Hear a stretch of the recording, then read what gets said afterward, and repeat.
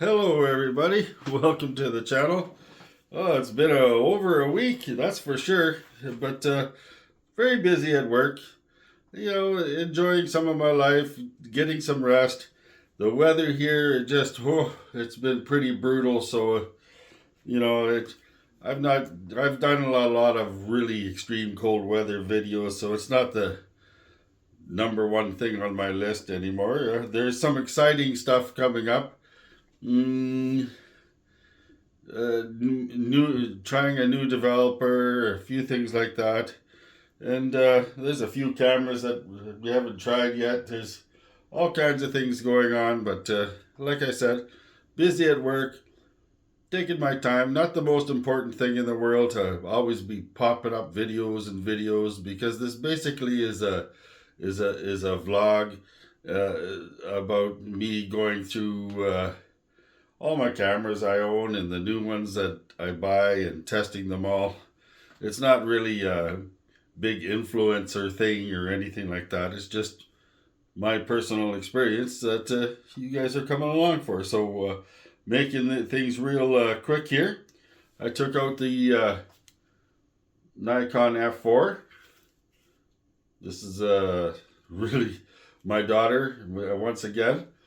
Helped me buy this a few Christmases ago. It was one of the beginnings of the film photography that got me going here. This is like a super. I can only imagine. There's a lot of stuff on this camera. You can find overviews and stuff. There was an Italian designer designed it. It's got a whole bunch of moving parts and. But you can imagine this camera when it first came out, the autofocus and all the features it had. Imagine all the professionals grabbing this camera and waiting in line, how exciting it was to have this caliber of equipment all of a sudden show up on their laps. So, as you've seen in another video, I took the AF Nikkor 75 to 300, 4.5 to 5.6, all apart. I looked through it with my jeweler's loupe, super magnifying, and put a bright light through it, and I seen some micro fungus in the lens that I really never caught with my bare eye. So I cleaned it up.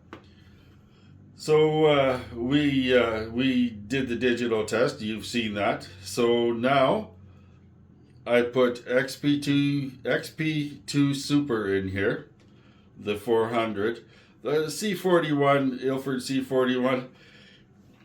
It's a pretty good all-purpose film, but it's just not something that I enjoy playing with it every now and then, but it's not a big thing on my list. I find it a little bit limiting in its dynamic range, and some of the look is it's just some people really like it, some people don't. I think it's the type of film that you either like it or you don't like it or you hate it. It's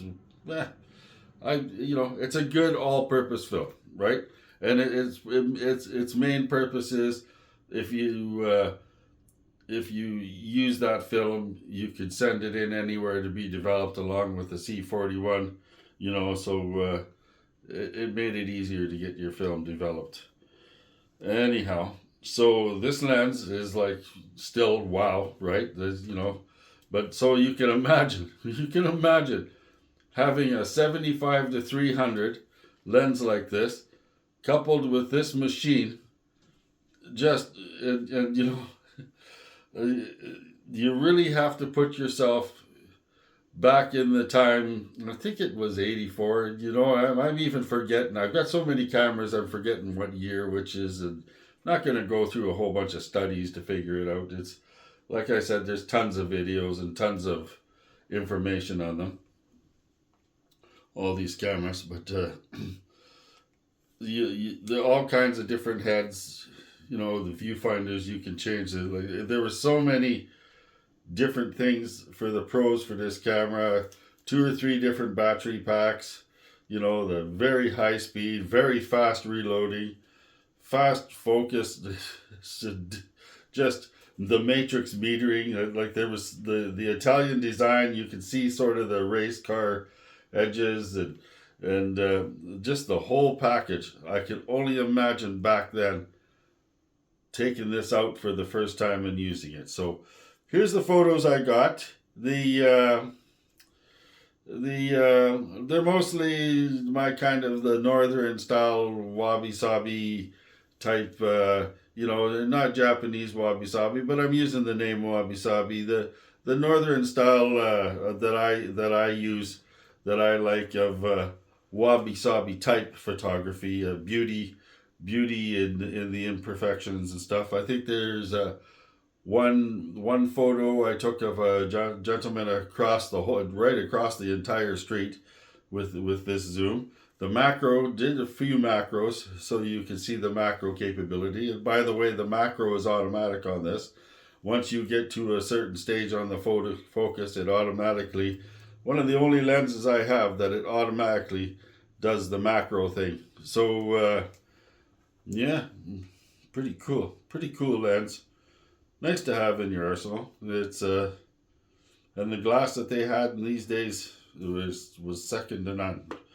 This was I think the AFs, when they got into the ED lenses and stuff like that after a while, I think that was the pinnacle of the glass that had character and was just fantastic glass.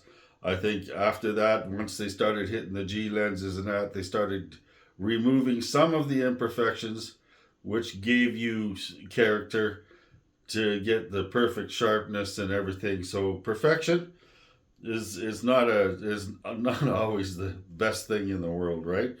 A lot of people think that is. A lot of influencers will tell you, everything should be perfect. Everything should not be perfect. Life is not perfect. So anyways, here's the photos I got. I hope you enjoy. I'll probably see you in a week or so time. I did promise somebody I would show them my winter outfit, but haven't got around to that yet. And there you go. Like, subscribe, click the bell or whatever, and hope you enjoy it. See you guys later. Hang loose, eh? Yeah, we're getting through winter.